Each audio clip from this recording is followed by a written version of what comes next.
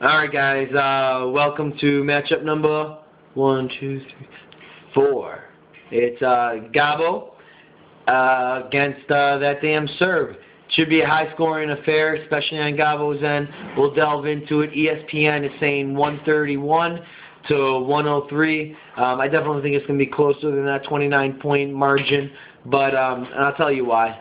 Gobo definitely has the advantage. He just doesn't have anybody on bye week. The only person who has anything on bye week actually in this matchup is that damn Serb. He has only Vishantashenko, and he never starts Vishantashenko anyway. He only starts Greg Olsen. So, you know, whatever. And then Felix Jones, Mike Wallace for Gobo, but he's not going to start them either, except when his starters have byes. So, anyhow, whatever.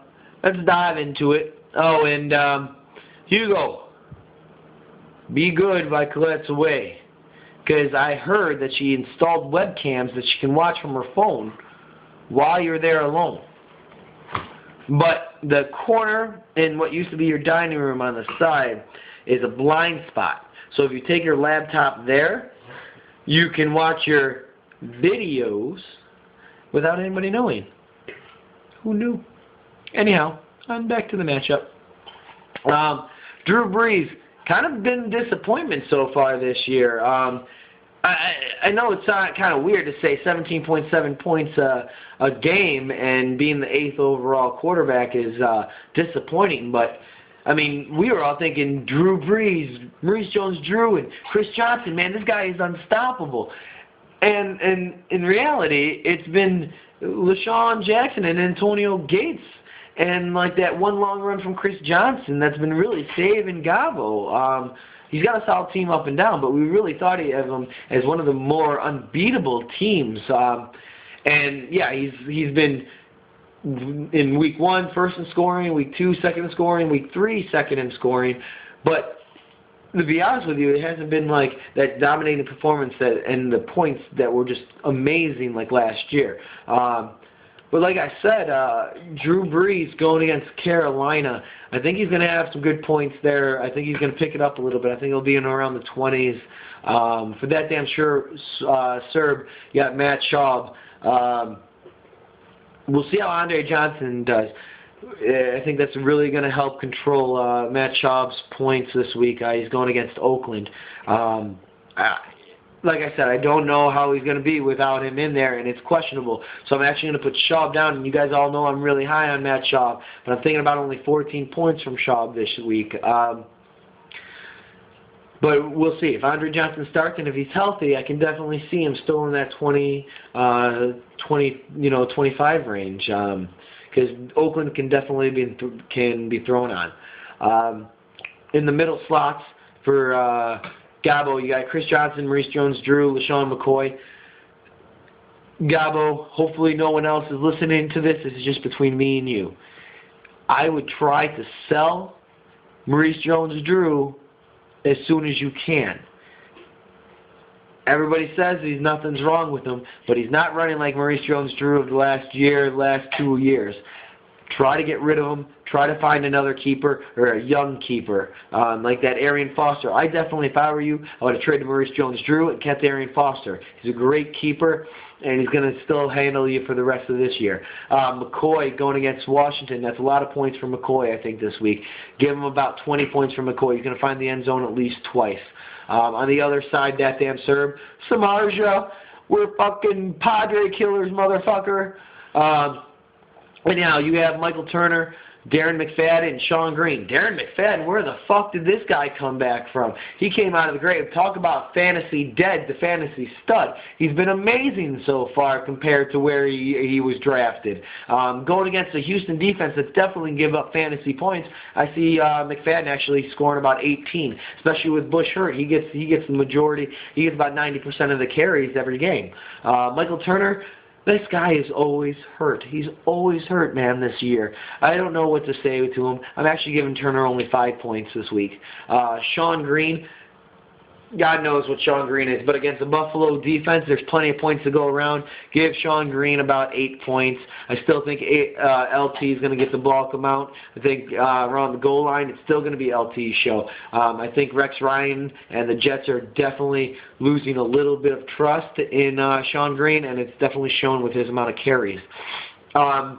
As receivers go, that damn Serb has Chad Ochocinco and Brandon Marshall. Brandon Marshall, I think, is going to have a big game against that Patriots defense.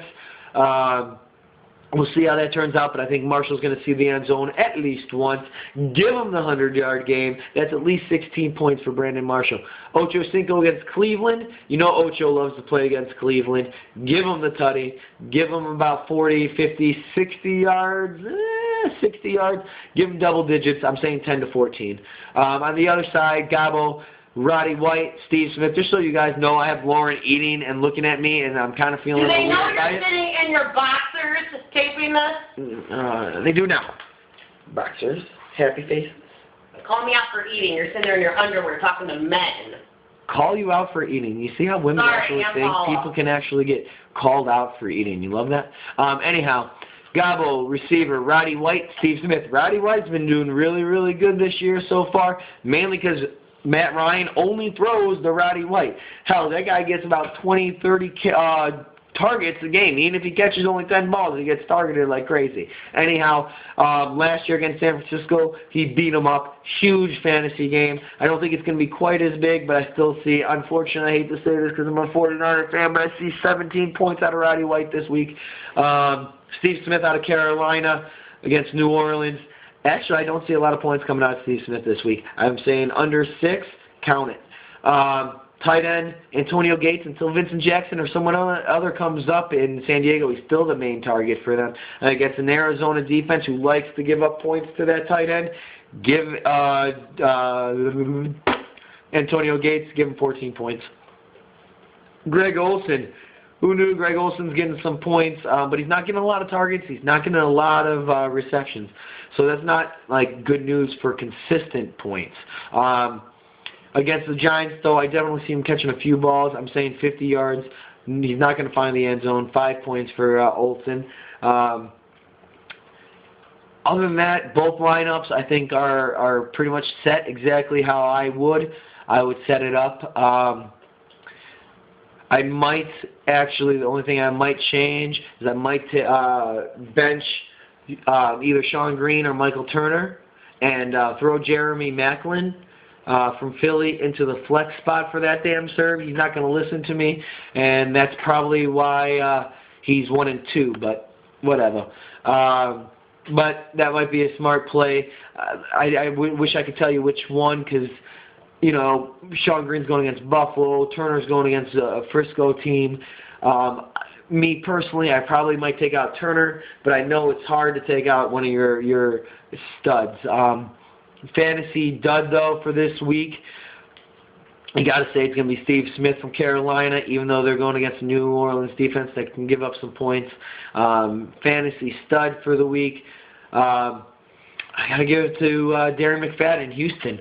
See him getting a lot of points this week. Now, even though that happens, prediction time, Gobo wins. Not as one-sided and not as high as ESPN says. I'm saying he still goes over the 100 mark. Give him 104 points. Give that damn Serb about 9-2, 9-3 points. So he's not going to get bitch slapped, but he's definitely not going to win. Gobo, I say by 12.